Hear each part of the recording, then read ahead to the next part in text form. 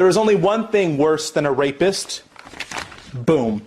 A child. No. Whoa. Stop.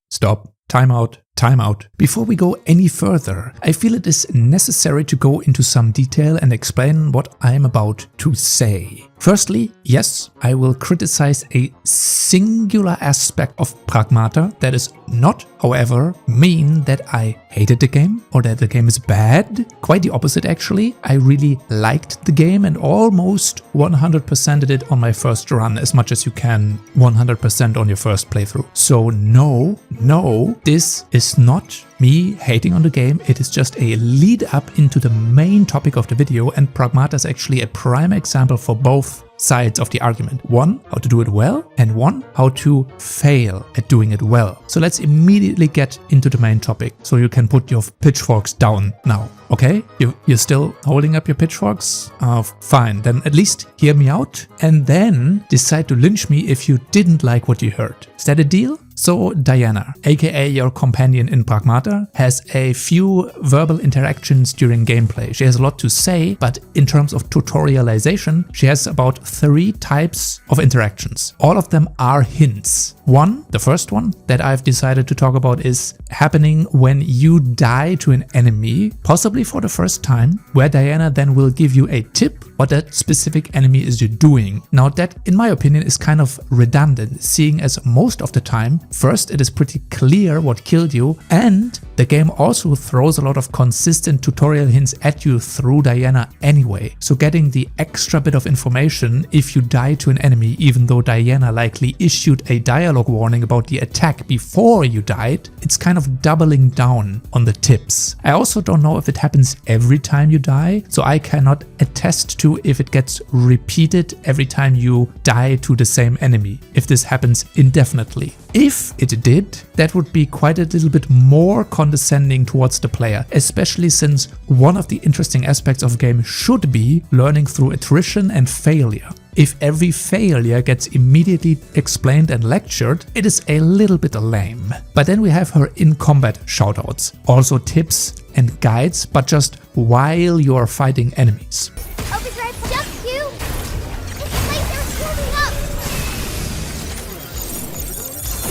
And I don't mind these at all. Actually, I think how focused you are on hacking, dodging and dealing with enemies in this game, it is quite honestly needed for Diana to shout out incoming dangerous attacks to you. I wouldn't even know how bad this might be if you didn't get intel from her. So her combat dialogue is actually quite necessary and integral to the success in a fight. Therefore, I have nothing bad to say about this aspect. And then thirdly and lastly, she has repeated callouts and dialogue for weapon and item pickups. And this is where the developers kinda went a bit too far in my opinion. Basically, every time you pick up a weapon, basically in the first hours of the game or when the game considers this weapon new, I don't really know how it works, but Diana basically awkwardly and very obviously explains the function of the weapon every time you pick one of these up. You can use that to make Bob stop moving. Indeed I can. It is a net throwing weapon. Thank you for telling me this. Is she gonna do that every time? A riot blaster. Tactical unit that fires concussive rounds, damages and knockbacks enemies. Okay.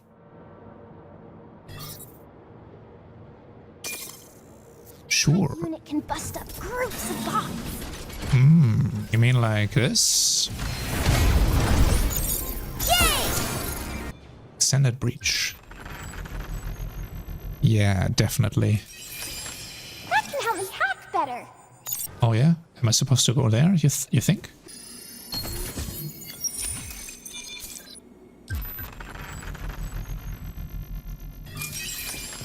I wonder what weapons that would work with. Maybe with shotguns, because it says it's for close range. Charge that before firing for best results. Oh yeah, because it's a charge cannon. Diana, it's a charge cannon. Oh, dude. That mod lets me hack from farther away. I saw that. Yeah, that's really good. Yes, I have indeed picked up a shotgun It is a close range weapon. I did even get and read and I saw a visual tutorial the first time I picked up the weapon. I read through the tutorial, I saw the video, but Diana still explains what the shotgun is doing even though I have used it multiple times now. The charge cannon has charge in the name, so it is likely necessary to charge up a shot for maximum efficiency and damage. And again, there was a visual tutorial for the gun once I picked it up for the first time. I don't really need Diana to call it out every time I pick that weapon up. These dialogue quips do seem to stop after a while, but what doesn't stop are her repeated comments on every mod, every upgrade, every chest you loot, every piece of loot that you pick up. I get it. I just picked up a mod. That mod says I deal more damage when I'm on low health. I don't need to be reminded by Diana that this mod interacts with my HP value. Thank you, but this is twice the tutorial and that is more than the tutorial that I would need. Same goes for the currency and the upgrades and so on and so forth. That is where the game loses me in terms of overbearing and multi-layered tutorial dialogue. Like we have sometimes 3 times the tutorials for a very simple aspect of the game, aka a weapon function. A shotgun is a shotgun, come on. And this is essentially the lead in to the main topic. Pragmata is one example, the least problematic out of all of them, but it's a very good example because you have a good and a bad example that I can give you. And this is basically how repeated verbal tutorialization is just stuffed into modern games. Ad absurdum. There's almost never a moment of silence without Diana giving you some sort of hint or a tip. It's just a little bit much, but it's not at all the worst. We will see way more annoying NPCs later on, but this is the thesis and the argument of the video. The condescending design inherent to so many AAA modern video games, the hand-holding, the belittling, patronizing, the lecturing of the player. So let's get into the hows and whys and whats of condescending modern video game design. I have a map here from the dig. You're welcome to take it.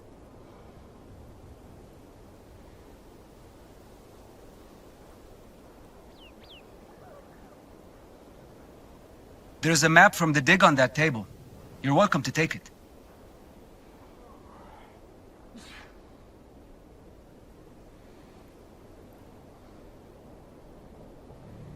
I have a map here from the dig. You're welcome to take it. Examples for the sections will be God of War, Metroid Prime, Horizon Forbidden West, and Indiana Jones. So what is condescending game design in the form of the nagging backseating NPC? Well, it's quite simple. The developers decided you are too stupid to be left alone with the game's challenges, the puzzles, secrets, so they have permanently attached a humorous companion to your player that will ruin every encounter, every secret, progression blocker, and mental challenge by annoyingly insisting on handing you the solution on a silver platter. Sometimes it's an obvious tip or it's a super lame visual cue, and sometimes they just blurt out the entire puzzle solution if you take more than 5 seconds to move during one of these sections of gameplay. We are not talking about attempting to solve the puzzle, we are talking about you standing there for more than 5 seconds not moving. That is enough for the game to decide, oh, it's time to give you the solution. It's not just that though. These NPCs also have the habit of commenting on pretty much anything in the environment, from generic doors to possible loot locations or any kind of item locations to enemies. You just cannot just simply experience the world and gameplay on your own in silence. If only we were in Midgard. That water... Think you can reach the wheel from here? Oh wow, nice job getting it to lower exactly where we need it.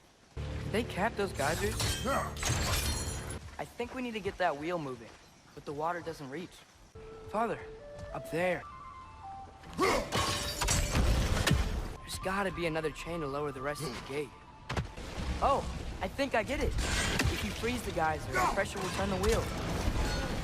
Even worse, if your own character mumbles to themselves permanently on how to best pick the most important crafting items, or commenting on how they are currently invisible to the enemies, or how they have just alerted the enemies, or the fact that, maybe they should check this thing out. You've heard that sentence probably a million times. Interesting. I should check this one out. Over there, there's some sort of crevice that I could look into. Oh, what is this over there? Aloy is pretty much infamous for her quips during gameplay in Forbidden West. There's some kind of relic in there. But how to reach it? Looks like this door needs some kind of key module. Maybe there's one in the ruin? A crate. This should be useful. Okay, gotta find a key for the door.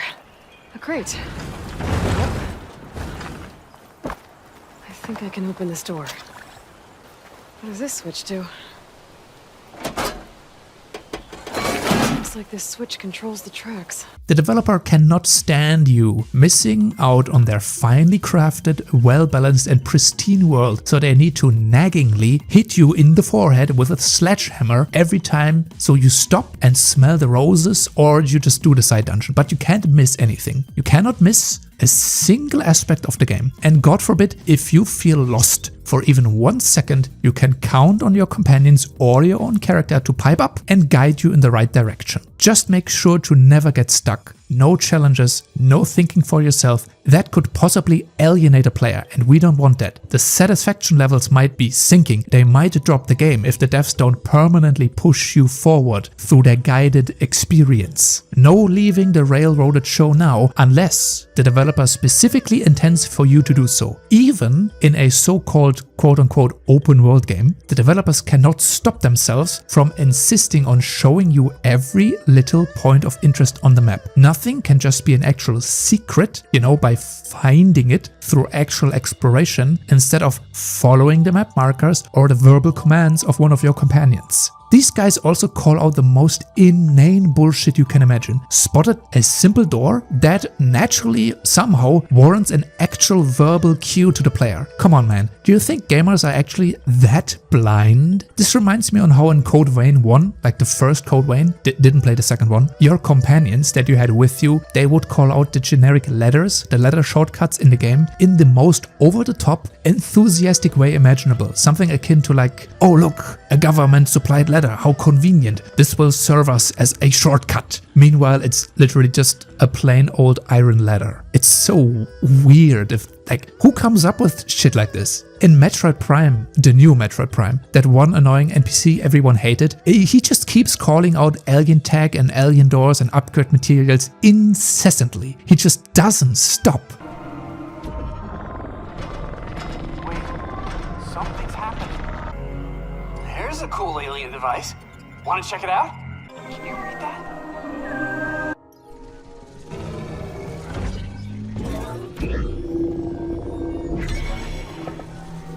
I have no idea what we're doing, but it feels like it's working.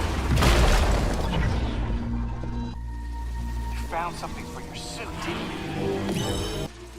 That door just opened all by itself. Come on, man. Summers hasn't fallen on her head, she hasn't suffered a concussion, she can think and make decisions for herself. I'm kinda glad that they didn't make her talk to herself. But another effect that these constant audio cues have is they just make you not like the characters very much. It's like any backseating that happens you have ever seen or heard of. Nobody likes that spoiling, the nagging, the condescending, the lecturing. Nobody likes that. NPCs like Atreus and God of War or other companions you can have with you in that game, their incessant need to call out solutions and hints without you being able to let just a situation or a puzzle simmer for a bit. Just let it happen. Just let it happen naturally without commenting. It just makes them annoying. It's not helpful, but it's a burden to have NPCs like that along with you. That is why everyone wants to have an option to fully mute them or to turn these features off. It's a miracle if a game releases today where the developers just let you fail. It's insane. Like, this is one of the biggest issue I have with modern design like this. Why are you so afraid to just let me down? Let me fall. Let me make mistakes. You don't need to baby me all the way through the game. Problem solving is one of the biggest aspects of gaming that is fun. That's a fun aspect of a game. And these design choices diminish the fun and the feeling of success, since no secret and no puzzle is truly something you have solved on your own unless you grab the solution so fast that the AI script can't keep up with you. And even then, sometimes the NPCs still say their line while you are currently in progress in the animation of solving the puzzle, like the stones and the walls are literally in motion. and the way is open, and the NPC's buddies still lecturing you on the currently ongoing puzzle solution. Gee, thanks, I almost, I did that exactly 2 seconds ago. I did that. Can you not leave me alone for like 5 minutes? Just shut up for a second. But we all know why it is the way it is in the current year of modern video games. And that is because they truly think, they truly believe we are that stupid. The best example I can give you, the actual design documents used for God of War had DSP as a role model for the most common denominator gamer. Is it any surprise we have backseat gaming NPCs in games nowadays? That's not a joke, by the way. They used DSP's footage as evidence as to why we need to be nagged on by our companion NPCs without end for every step we take, so that we are not straying from the designed path for more than 3 nanoseconds. Our first level starts, we teach a theme throughout the level, we hit a key turning point, we reward a new item, we give you a clear break to explore. That item is then reutilized through the next level, so we can get a lot of value out of it. We keep pushing the theme throughout the level. Boom, key turning point again. Just as you're getting fatigued with that item, we try to give you a new item every 90 to 120 minutes, and so forth, and so forth, and so forth. And if done correctly, players will start to learn this flow in the back of their head. If there's ever a pacing dip, or they feel like maybe they're tired of something, they will be excited and inspired about the next big item, or the next big unlock, and the next big ability. The promise of new and cool items also comes with the promise of varied themes and varied scenarios. Because we've shown you that these new items and abilities give you lots of different gameplay in the different levels, the flow is motivating. And most importantly, we can actually use that motivation to prioritize exploration. Here's a quick example. I want you to watch what the player does here as he boats around.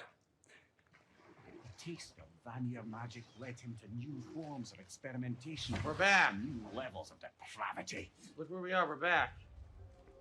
Okay, so in this example, the player is exploring the hub. They've been correctly taught the shock arrow mechanic. And thanks to the design work done by Kai Zheng, they've also been told that shock arrows mean interesting themes and that there's a lot of different variety and a lot of different gameplay, right? So we've made a convincing promise to the player. So watch it one more time, and I want you to watch just what the camera behavior does. The taste of vanilla magic led him to new forms of experimentation. We're back. New levels of depravity. Look where we are, we're back. Boom, and there it is. He saw a shock crystal, right? He has been taught correctly. He has been promised interesting gameplay. And because he is returning to the hub, he is thinking, oh, I feel like doing one of those. I know how those work. I'm in the mood for one of those. Or he can just explore it on his own. That is the benefit. The result is that we do have a compass system, and we do have a map, right? But our hope is that players will be self-motivated, and that self-discovery will drive their exploration instead. It's good for players to feel motivated via UI or completion percentages. These are very valid design techniques and tools. But it's also good if players are self-motivated because they're actually seeking out interesting content. If this player likes shock crystal scenarios, then he can go and find more of them on his own. Players are trained that new abilities will be unlocked in the levels, and that in turn, interesting scenarios will be delivered. So the promise becomes more than just completion percentages. The promise becomes interesting scenarios. So why are the devs doing it? In short, it is an issue of ego, ignorance, and maybe a little bit too much confidence. Sometimes it helps to think twice before adding a feature, but that doesn't seem to happen in certain game creation cycles. So not only do some developers use literal DSP as an inspiration for game design, which, let's be honest, DSP is not the most common denominator gamer. It's more like the lowest of the low that you could ever choose. But in addition to this wrong or misguided approach, they also then don't get enough feedback from the community before the game's release, or rather, the feedback is ignored if they even get it in the first place. One problem here, one giant problem, is the access media, the bought and paid for shill reviewers that get invited to these showing and events, paid flights, paid hotels, paid food, and the privilege to attend a unique and exclusive showing of the newest unreleased product. Of course, these people will rarely offer any helpful advice to the developers. It's just not good for your finances to attempt to do so unless you want to risk being never invited again. Do you want to risk being blacklisted? Probably not. And so we got an insulated community of developers who, due to their own profession, think they know better. And then in addition to that, the only few people with direct access to these developers from the public are oftentimes more than a little bit unhelpful. Some game developers display a shocking amount of misplaced self-esteem even in the face of sheer failure. The inability to accept fault and to realize that maybe your cool feature wasn't all that hot to begin with once the actual players get their hands on it. That is a giant issue in the games industry. From Blizzard telling you think you do, but you don't, to Jeff Kaplan telling you to just shut the fuck up. Especially notable figures in the gaming industry seem to have a significant amount of horribly bad takes when it comes to design and critique and overall public interactions. Maybe we should not let the developers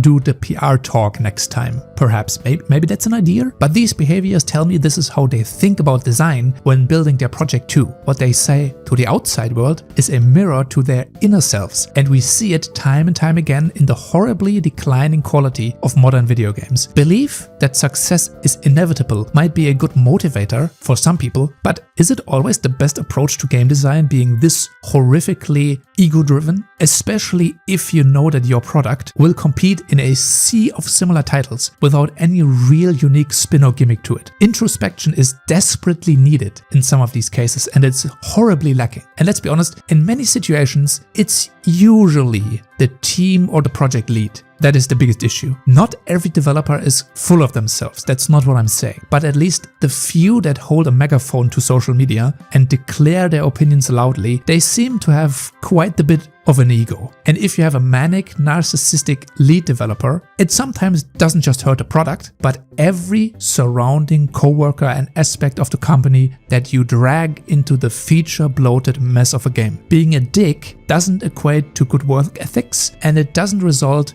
in well-designed games either, most of the time. If you are not a good programmer and you are not a good artist, you will still want to be part of the games industry, and then you become a games designer. That isn't actually coming from me, that's a literal quote from Richard Garriott, by the way. That isn't something I just came up with. And many of these personalities seem to end up in leadership roles. Chris Roberts, Peter Molyneux, Will Wright, and the aforementioned Richard Garriott. Among these names I just listed are really great, but also really bad game designers, and I'm not gonna tell you who is what. This is not the only issue, it's the consensus-driven ideas in game designs that corrupt the industry. One thing just becomes established written law, written in stone as a design practice. And especially if an industry leader or all industry leaders are doing it, it becomes unthinkable to design your game in any other way. So in short, it's trends in game design that get pushed onto a project. If you want to succeed, if you want funding, if you want a rating for your game, you need to tick certain boxes nowadays, and that leads to a very one-sided approach as a quote-unquote best practice that has usually been defined years ago. Questioning that best practice design approach would be unthinkable in certain circles. So just stick to the script and design the game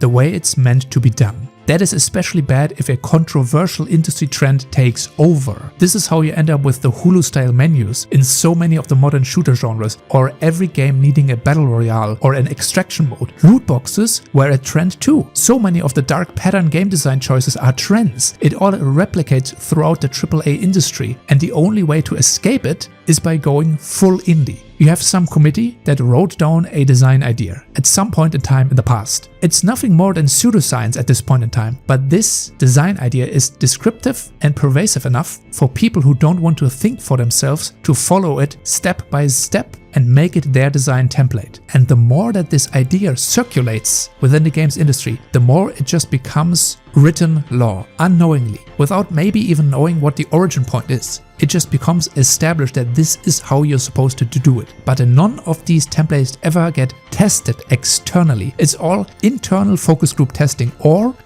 it's literal nonsense that a committee or a single person came up with. That is obviously not translating well into the real world in many cases. Sometimes it works out, but sometimes it falls flat. That's the problem of just internally theory crafting ideas like this and not externally testing them. The absolute worst part of design documents like this are that they are sometimes completely ideologically driven, only written by a few or just one person. They are totally theoretical without any real tangible evidence, and they are pushed onto people. And at the same time, these design documents don't actually teach you how to make a good game. It is just following the dots. But you don't learn anything inherently. It is not teaching you anything. Actually, words like microtransactions and first-person shooters even, there are possibly these are terms that at once originated from some sort of design document like this, from some of these design think tanks. So you can likely trace back a whole bunch of industry buzzwords to these internal brainstorming sessions and these design documents. Loot boxes, surprise mechanics, fear of missing out, player retention, accessibility, UX design, and of course, the nagging NPCs that won't ever shut up. All of these likely originate from one or more of these glorious designer ideas that someone came up with in the past, in theory, and then presented it at a GDC conference, and then lots of studios replicated, ran with it, it became unwritten law, and whoops, the players find that feature annoying. Who would have guessed? But now it's integral to the industry. Now you can't just get rid of it anymore. By the way, this is also why weird game fusion terms exist. You know, like Dark Souls but with guns, or I don't know, mountain bikes meets Mad Max. Whatever mixed terms you've heard of, these exist because in order to get funding and get your foot in the door for some pitch meetings, you need to follow these meaningless current trends in game design, these design documents, and you need to adhere to these invisible rules. Otherwise, you won't get your project off the ground because it's not seen as possibly, lucrative. Unless you want to go full solo, then you're on your own, obviously. In a way, some of this makes sense though. Game designers or design devs are usually the ones that define the size of the canvas on which you as a player can realize yourself and what other developers can do as well during the game's development. They make up the borders. It's at least feasible that somebody that is actively playing God in their worlds that they're building would maybe have a bit of a God complex in real life, but designing a canvas that is so small and narrow and then beating the player over the head along the path of the brush with an annoying sidekick, that's just going way too far. It's ruining the experience. Just let me breathe. Let me breathe a bit as a player. Have your NPCs just please have them shut up for like 10 minutes. The biggest issue is the never-ending insider self-referencing of game design edicts. Never branching out, never failing, never trying something new, always playing it safe, not alienating anyone, make it as accessible as possible. That is how you get design like God of War, Metroid Prime, and yes, even in Pragmata. I feel like more games need to be able to just let you down, let you fail, give me a game that lets me get stuck again. I mean a AAA game, a game that just goes, here you go, find a solution for yourself, go, just go. Nagging and annoying NPCs aren't the only issues in condescending game design that we have to deal with and that we had to deal with for so many years before. To ease us into the outro, I'm just gonna list some of the most egregious game design sins that are still present, that still get repeated to this day, that still find their way into modern video games, despite everyone hating it.